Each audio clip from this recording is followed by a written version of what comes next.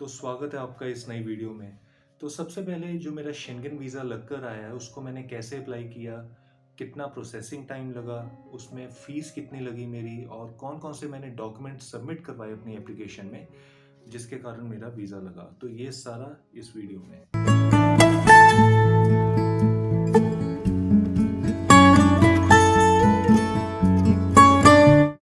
तो जो मेरा वीज़ा है वो लगभग 24 घंटे में लग कर आ गया। मतलब लगे हुए 10-12 दिन हो चुके हैं, वीडियो थोड़ी डिले हो चुकी है। तो ट्यूसडे सुबह-सुबह वीएफएस ने मेरी फ़ाइल एम्बेसी में भेज दी थी और वेडनेसडे तक मेरा वीज़ा प्रोसेस हो गया था और लग गया था। तो सबसे पहले तो मैं आपसे शेयर करूं कि वीज़ा अप्लाई कैसे करना है। आपने कौन-सी एम्बेसी से, कौन-सी कंट्री से अपना शेंगन का वीज़ा अप्लाई करेंगे। तो शेंगन के वीज़ा के लिए सबसे पहले तो आप 2 तरीके हैं, या तो आप एक ही कंट्री घूमने जा रहे हो शेंगन में या तो मल्टीपल कंट्रीज़ घूमने जा रहे हो। लेट्स से अगर आप सिर्फ एक ही कंट्री घूमने जा रहे हो, शेंगन में 26 कंट्री पड़ते हैं। अगर आप लेट्स से जर्मनी घूमने जा रहे हो तो आप सिर्फ जर्मन एम्बेसी से ही अपना शेंगन का वीज़ा अप्लाई करोगे, ठीक है। अगर आप फ्रांस घूमने जा रहे हो तो सिर्फ फ्रांस एम्बेसी से ही अपना वीज़ा अप्लाई करोगे। स्विट्जरलैंड ही अकेले जा रहे हो तो स्विट्जरलैंड एम्बेसी से अप्लाई करोगे। अगर लेट्स से आप मल्टीपल कंट्रीज जा रहे हो, मतलब एक से ज़्यादा कंट्री में आप शेंगन में घूमोगे, जैसे फ्रांस, जर्मनी, स्विट्जरलैंड, 3 कंट्रीज हो गए। तो इन तीनों कंट्रीज में से आप उस कंट्री की एम्बेसी में वीज़ा अप्लाई करोगे जिस कंट्री में आप सबसे ज़्यादा दिन रुकने वाले हो, जिस कंट्री में आपका stay maximum number of stay है आपका, उस कंट्री में आप वीज़ा अप्लाई करोगे, ठीक है। तो जैसे लेट्स से मैं फ्रांस में 15 दिन रुकूंगा और जर्मनी में 5 दिन रुकूंगा और स्विट्जरलैंड में 4 दिन रुकूंगा। तो क्योंकि फ्रांस में मेरा सबसे ज़्यादा स्टे है तो इसलिए मैं फ्रांस की एम्बेसी से ही अपना वीज़ा अप्लाई करूंगा। और दूसरी बात, मैं उस एम्बेसी, जैसे अब मैंने फ्रांस की एम्बेसी सेलेक्ट कर ली कि भाई मेरा मैक्सिमम नंबर ऑफ स्टे है वो फ्रांस में है, तो फ्रांस ही मेरा मेन पोर्ट ऑफ एंट्री भी होगा। मतलब मैं जब यहाँ दिल्ली से फ्लाइट पकड़ूंगा तो फ्रांस में ही उतरूंगा, ना कि मैं जर्मनी में या स्विट्जरलैंड में। ये तो हुआ अब कैसे अप्लाई करना है। अब इसके लिए आपको कहाँ अप्लाई करना है, वो आपको, आजकल क्या हुआ है कि दिल्ली में जितनी लगभग एम्बेसीज है ना, उन्होंने अपना सारा वीज़ा प्रोसेसिंग का काम एक दे दिया थर्ड पार्टी को, मतलब वीएफएस को।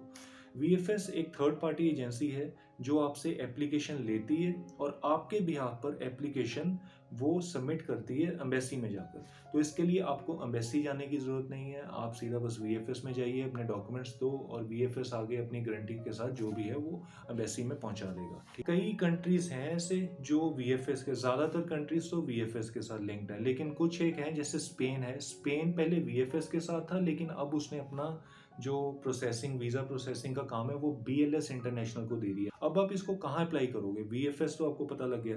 अब वीएफएस के इंडिया में मेरे ख्याल से 7-8 सेंटर्स हैं। एक तो दिल्ली है, एक कोलकाता है, एक मुंबई है, कुछ और शहर भी हैं जैसे जालंधर है, मेरे ख्याल से जयपुर है। आपको बता दूं, सिर्फ जो 2-3 मेट्रो सिटीज़ हैं वही खुले हैं आज की डेट में, सिर्फ वहीं वीज़ा एप्लीकेशन सबमिट हो रही हैं। जालंधर, जयपुर और बाकी सब जगह बंद पड़े हुए हैं। मैंने ये अपनी एप्लीकेशन दिल्ली प्रोसेसिंग सेंटर में दी थी, जो वीएफएस का सेंटर दिल्ली में है, वहाँ सबमिट करने गया था। लेकिन कोलकाता में भी सेंटर इनका खुला हुआ है और बॉम्बे वाला भी खुला हुआ है। आपको जो ये एप्लीकेशन आपने सबमिट करनी है, तो कितनी प्रोसेसिंग फ़ीस है, इसका आपका कितना खर्चा आएगा, वो मैं बताता हूँ। कि जो एम्बेसी की फ़ीस है, वीज़ा फ़ीस है, वो है 6700 के आसपास, ठीक है। 6700 रुपीज़ आपको एम्बेसी की वीज़ा फ़ीस देनी है। प्लस अब क्योंकि वीएफएस बीच में आ गया है और आपको अपने डॉक्यूमेंट्स वीएफएस में जाकर देने हैं और वीएफएस आगे जो डॉक्यूमेंट्स है वो एम्बेसी तक पहुंचाएगा, तो एक तरह का वीएफएस आपको सर्विस दे रहा है, तो इसमें वीएफएस की भी अपनी फ़ीस जुड़ जाती है। तो वीएफएस वालों की अपनी फ़ीस है 2800 रुपये के आसपास।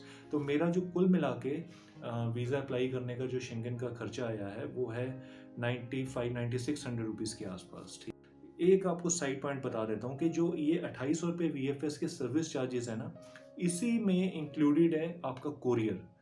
कोरियर मैं इसलिए बोल रहा हूँ क्योंकि जब आपका वीज़ा लग कर आएगा एम्बेसी से, तो वो वीएफएस में जाने की ज़रूरत नहीं है आपको पिक करने के लिए। आपके एड्रेस पे, जो आपने एड्रेस दिया होगा वीएफएस में, उस एड्रेस पे आपका कोरियर आ जाएगा पासपोर्ट में। और टाइम कितना लगा? लगभग टाइम जो लगता है इसमें, मैंने वीएफएस से पता किया था, वो कह रहे हैं कि हर कंट्री का अलग अलग। मैं पहले ये भी क्लियर कर दूं, फ्रांस का है लगभग 6 या 7 दिन।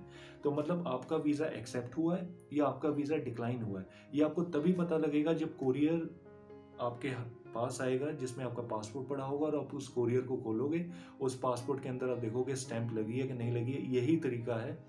आपको नहीं तो वेबसाइट पे नहीं लिखा आता ये, आपको वीएफएस वाले भी कॉल करके नहीं बता सकते। अगर आप चाहें तो मैं उनसे वीएफएस से फ़ोन करके पूछ लूँ, उनको भी नहीं पता है। ये एक बड़ा सीक्रेट डिसीजन है, ये सिर्फ आपको पता होगा जब आपके पास कुरियर आएगा। अब उसके बाद जो मेन चीज़ है वो है, मेरी तरफ से वो है डॉक्यूमेंटेशन। आप एप्लीकेशन कैसे प्रोसेस करते हो, उसमें क्या क्या डालते हो, आइटनरी कैसे बनाते हो, कवर लेटर सबसे इंपॉर्टेंट है जो मैं समझता हूँ, जिसकी जो बहुत अहमियत है। आप कैसी कवर लेटर तैयार करते हो, मुझे लगता है इन चीज़ों से आपके वीज़ा लेने के चांसेस बढ़ जाते हैं। अब मैंने अपनी जो कवर लेटर थी, अच्छा सबसे पहले तो मैं आपको कवर लेटर में बता, कवर लेटर में आप क्या लिखोगे। कवर लेटर में आप लिखोगे कि आपको कौन कौन से कंट्रीज जाना है।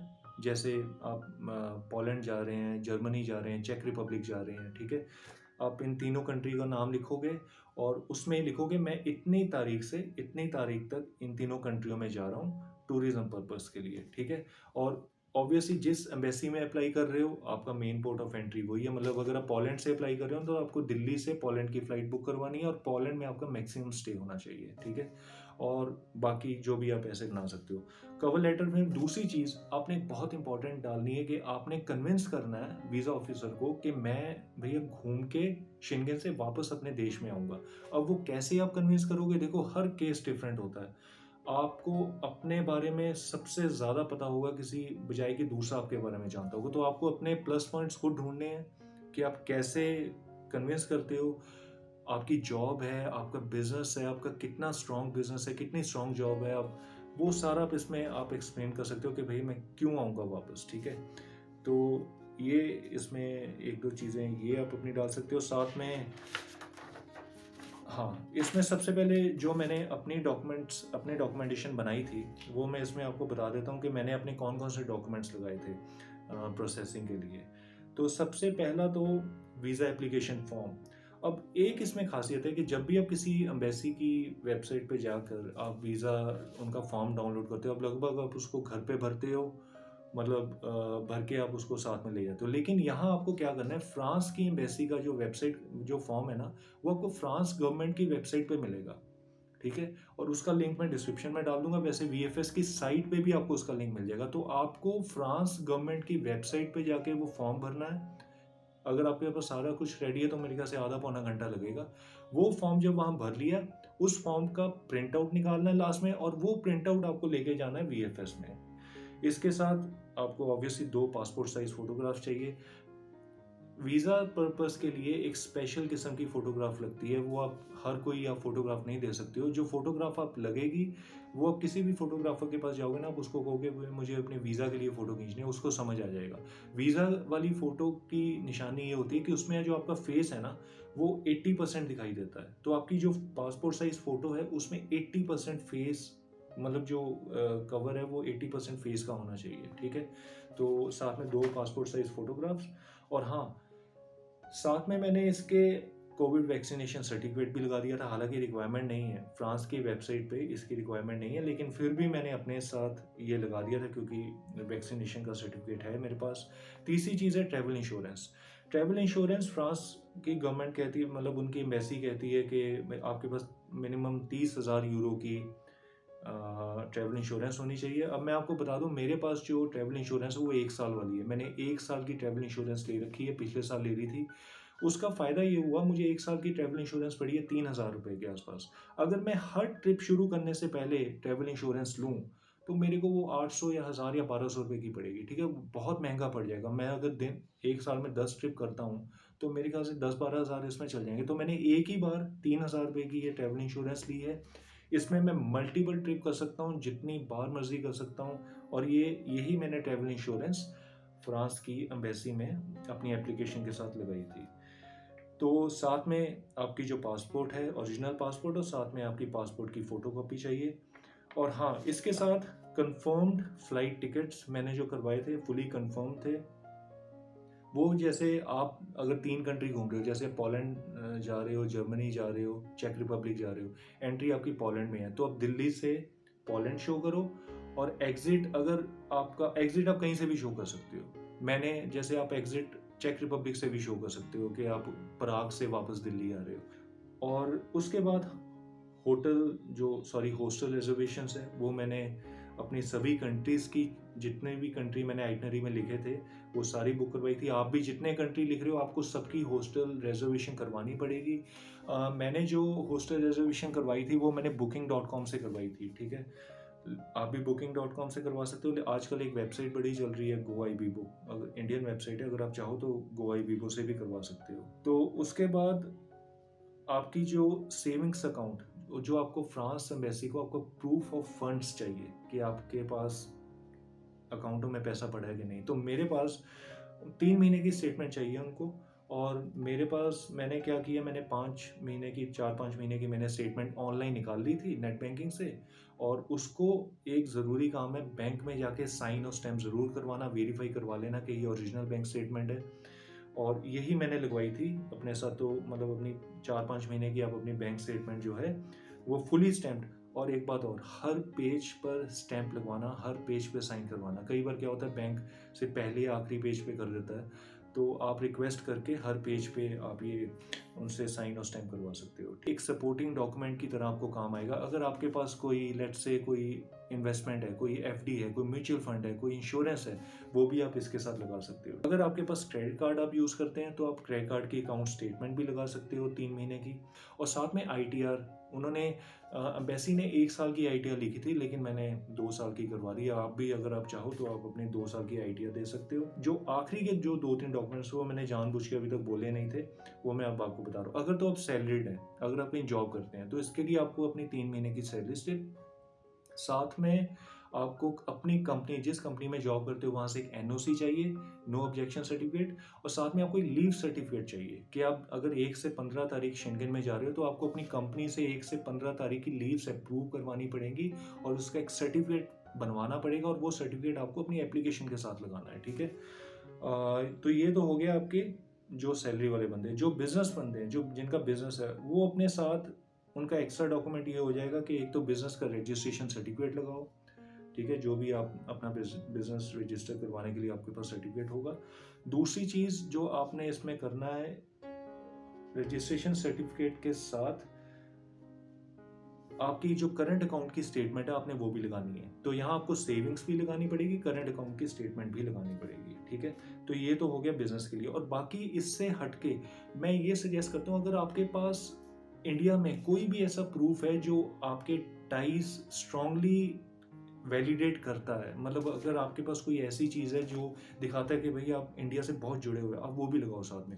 अगर आपके पास गाड़ी है तो आप गाड़ी की आरसी लगा दो, अगर आपके बाइक है तो बाइक की आरसी लगा दो, कुछ भी आपके नाम पर आप उसको लगा सकते हो, ठीक है। ये आपका एक तरह का केस स्ट्रॉन्ग करेगा कि बंदा इंडिया में एक अच्छे पोजीशन पे मतलब चल रहा है, इसकी लाइफ अच्छी स्मूथली चल रही है, इसका भी इंडिया में कुछ ना कुछ है, लिंक है, जिसके कारण ये वापस आ सकता है, ठीक है।